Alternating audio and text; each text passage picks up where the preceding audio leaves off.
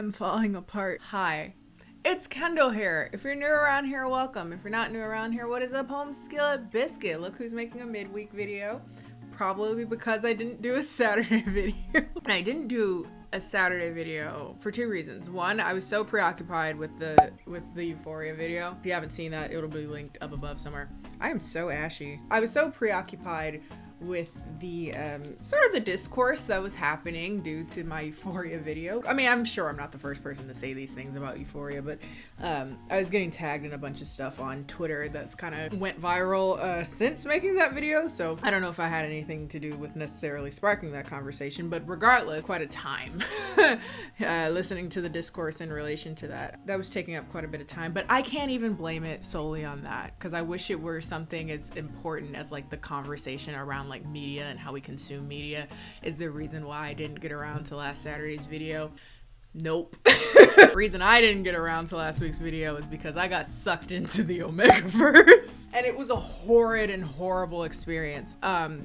Oh, by the way, I'm doing a get ready with me, so I guess I should put things on my face. If you are like me and you didn't know what the hell Omegaverse was, didn't know this was a thing, was not at all privy to this particular subsect of the internet, you probably discovered it through two videos by Lindsay Ellis in which she talked about the Omegaverse, but more so discussed kind of legal disputes over who owns tropes in fan fiction, which is fascinating. By the way, if you don't know what Omegaverse is, you are fine not knowing.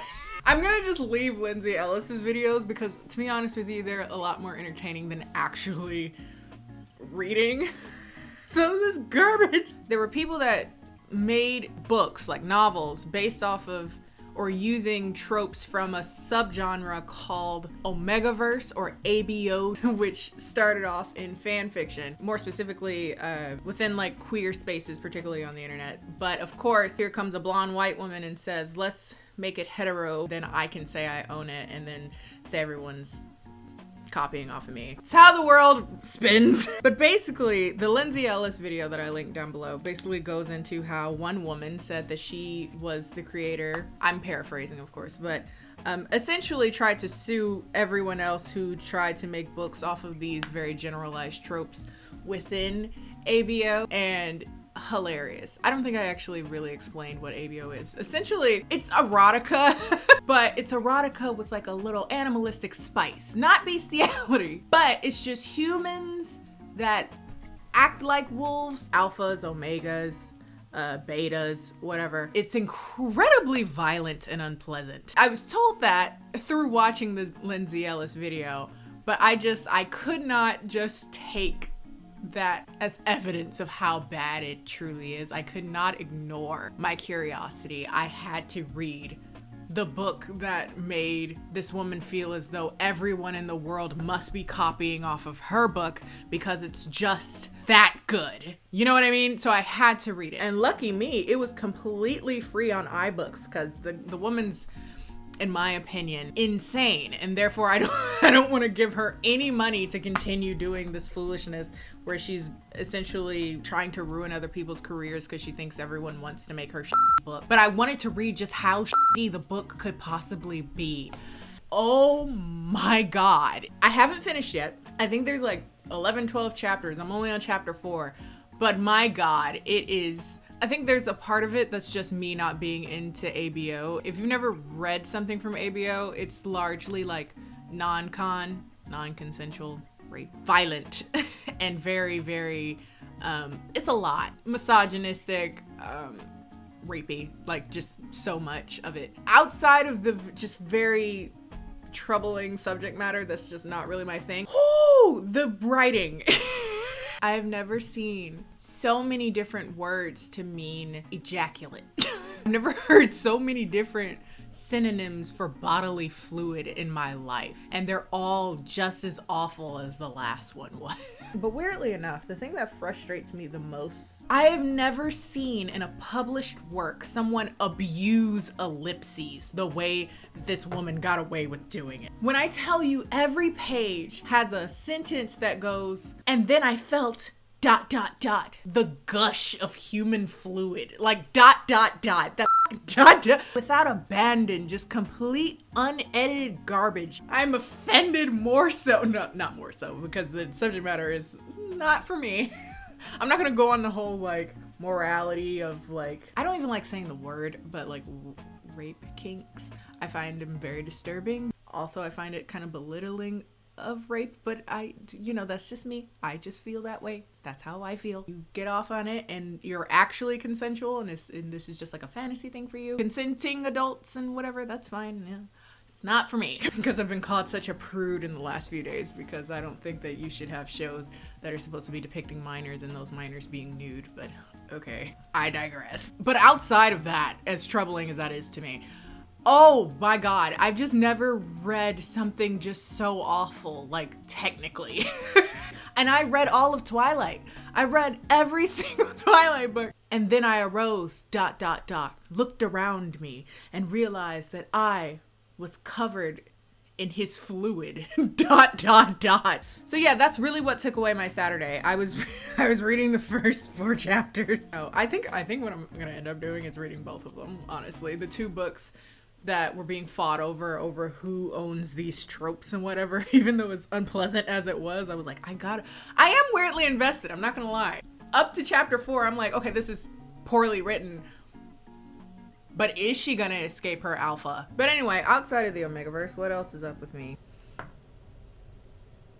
I started going to the gym again. This is the first time I've been regularly attending the gym since the pandemic, and the only reason I feel particularly comfortable doing so is that no one's ever there. Or if there are more people there, there's like a whole floor that people forget about where no one goes to exercise, or like one person goes to exercise. So I'm like, okay, this is safer than the grocery store. Outside of just feeling gross, which I feel like a lot of people do in this whole pandemic situation, because you're not physically moving. At least I wasn't physically moving for most of the day, so you're just like, wow, this is really my existence. I'm starting to become my couch. Like, me and my couch are not separate entities. And one of the results of that is the sheer just unadulterated back pain I was starting to get from not moving the whole day. I was just so in one area, just slouched for 6 to 8 months. It was just awful, and it really reached a fever pitch when I went to like clean my apartment and just picking stuff up off the floor, and my back my back was spasming like I was like 85, and I was like, yo, I'm too young for this. Absolutely not. I've noticed that my posture's gotten a lot better. Even how I'm sitting right now, I'm not completely erect because this seat is kind of weird. I tend to sit on my floor a lot. I don't know why I do that. But like when I'm sitting on the floor, I'll be like pretty erect. And I've noticed that helped with my back pain so much. People have been asking me, I don't know why. Like, do I look like a fitness influencer to you? No. But people be like, so what's your gym routine, queen? I think that's me having to fight off some internalized fat phobia as I sit here as a person that's been like larger my entire life. And I sit here and I'm like, well, I'm not like ripped. I'm not quote unquote in shape. Why do you want my gym routine? But then you gotta realize, like, not everybody going to the gym is like ripped, you know? Some people just want to know, like, what are you, the person who's not ripped, doing to also be in accordance with a healthy lifestyle, you know, exercising. So maybe I'll get around to that, because I be cutting up in the gym. I've finally gotten back to the place where I realize why I like it so much, or why I liked it so much last year in particular, because I was a gym bunny. I was always there. I was cutting it up, and I was getting an ass that was just, my ass and thighs were just that. I'm gonna get back. I'm gonna get there. I'm gonna get back there because it was so good. And the thing that pisses me off to this day is that I started like really working out in like August of last year into like January, February. So that like 5 months, and in that 5 months I had really like got some gains, and then quarantine, and then I just said, well, what's the point of striving? I can't see anyone. So no one has proof of this time period and which I was cutting up. And because all of my videos are just my face, like you have no evidence. You have no evidence of this time. And it's so frustrating. Like you can tell like in my video, like in the beginning of say Bad Movies in a Beat, you could see it in my face. I had a much slimmer face, bro. So I'm gonna get back. I have aesthetic goals. I want my legs back. But then beyond that, the searing back pain is gone. There are days that I'm like looking forward to it though, because like I have like an existential crisis like at least once a month, but this one was a little bit more intense than usual. So the next morning I was like, hell yeah, let's go. I want to go work out. This is not it. And it helped so much. I be messing it up. I got a whole playlist. I be going in, put on whatever, you know, hoe anthem, you know, something that makes you feel sexy or whatever. And especially if it's like mid-tempo, not something too fast. And what you do is you squat. And then what you do is you just rock back and forth for that hip isolation practice. Mid squat, use the elliptical, and that gets that butt. And also it allows you to have a stronger pelvis.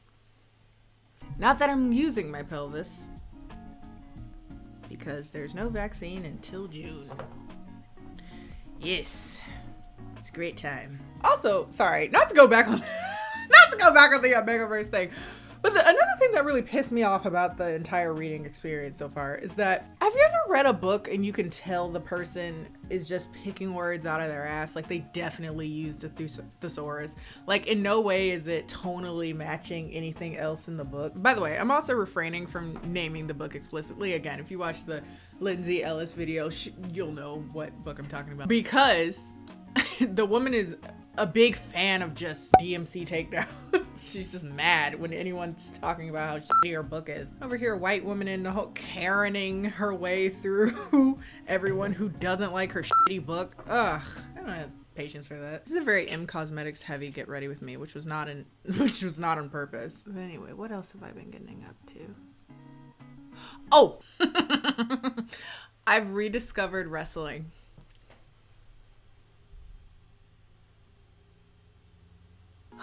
Okay, so what happened was that I was talking to a friend of mine and we got on the conversation of wrestling. And I don't think I've ever talked about this on the internet, now that I think about it. Outside of like Twitter, who found out, you know, as I was going through this whole thing. But I don't think I've ever talked about, I had an entire phase from the years of 2005. I don't know why I remember this so specifically. 2005 to like 2007, 8. I was a hardcore WWE, ECW, let the bodies hit the floor.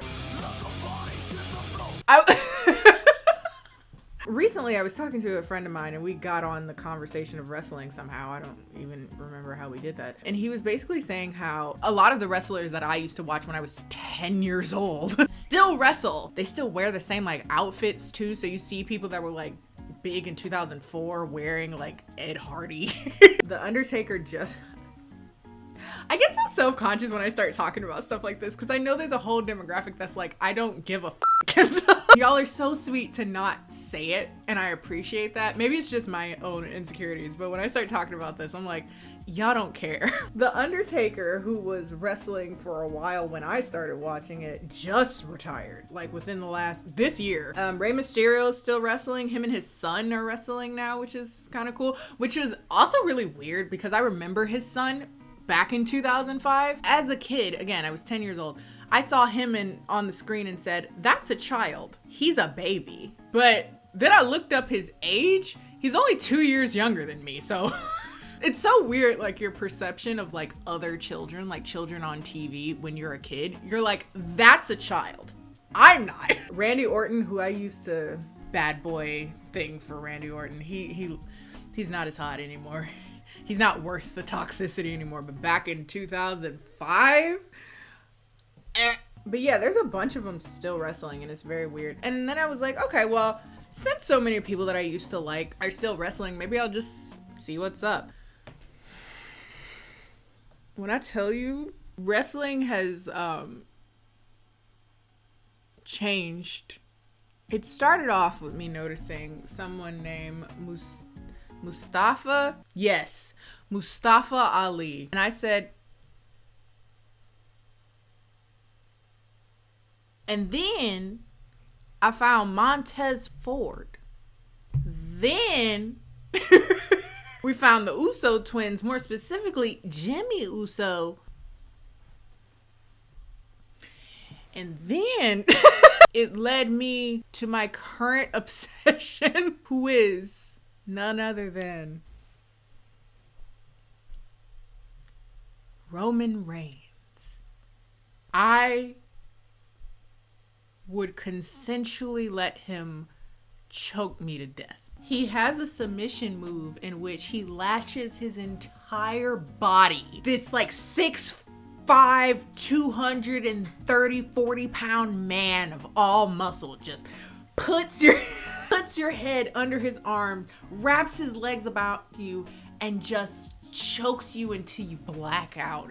And they sell this as if it's a bad idea. Whenever I see that man, I feel this like feral instinct. Like I want him to punt me, like in the face. And of course, you know that they have him doing like a bad boy thing. Like he's supposed to be this awful, terrible person. I was just talking about Omegaverse. Maybe I do kind of get it to a lesser extent. Oh my God. Oh my God. I'll never snitch on you, daddy. I'm gonna break for you, daddy. When did this happen? When I was 10 years old watching wrestling, you did it for the chaos. That early 2000s wrestling was so problematic, so bad, so awful. All the sexism, all of the rapey. Looking back on it now, at the time I was just like, yeah, okay, well, it's 2005. If you're a woman in wrestling, you have to show your titties, because like, what else are you doing there? Like, which I will applaud from what I've noticed in watching it for the last few weeks. Like the sexism, the problematic stuff probably is still there, but at least it's not so blatant. There's wrestlers who are obviously there because they're like fierce competitors. I'm talking about women who are fierce competitors and not just beautiful or attractive or whatever. Female wrestlers who are like not necessarily societal's version of like the ideal woman, especially for like such a male focused sport, or at least it seems to be. In watching this, it brought back all of these like repressed memories that I had about wrestling back in 2005, early 2000s and stuff like that. It was super sexist. WWE is literally a soap opera where people beat the fuck out of each other each week. Like, and it's so funny. It used to be way more out of pocket than it is now, at least from what I've seen.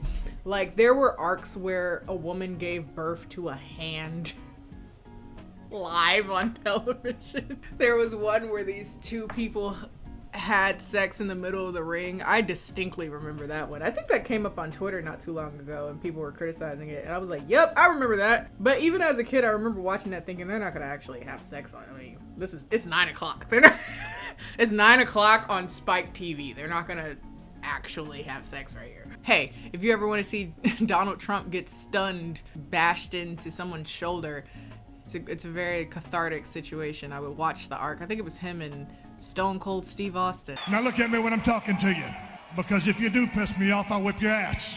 I might look up that arc. It might feel good these days. Campish, that's the word. It's incredibly just campish stupidity.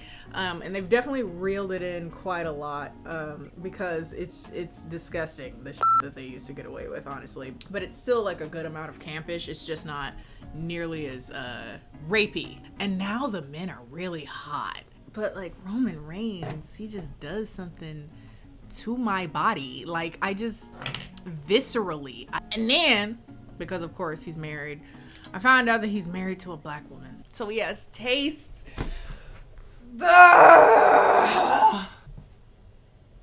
If she don't treat you right, I could be a perfect type. I could be the girl you like. Okay. That's all for today, because like I'm gonna wash this off. I'm not going anywhere. I'm gonna make, what time is it? I'm gonna make dinner, cook salmon, and go to bed. If you liked this video, enjoyed spending this time with me, don't forget to like this video. Follow me on all my social media, Instagram and Twitter. Glossy. Both of which are Kenny JD, and I will see you guys next time. Peace. See, I switched it up on you. You weren't expecting that.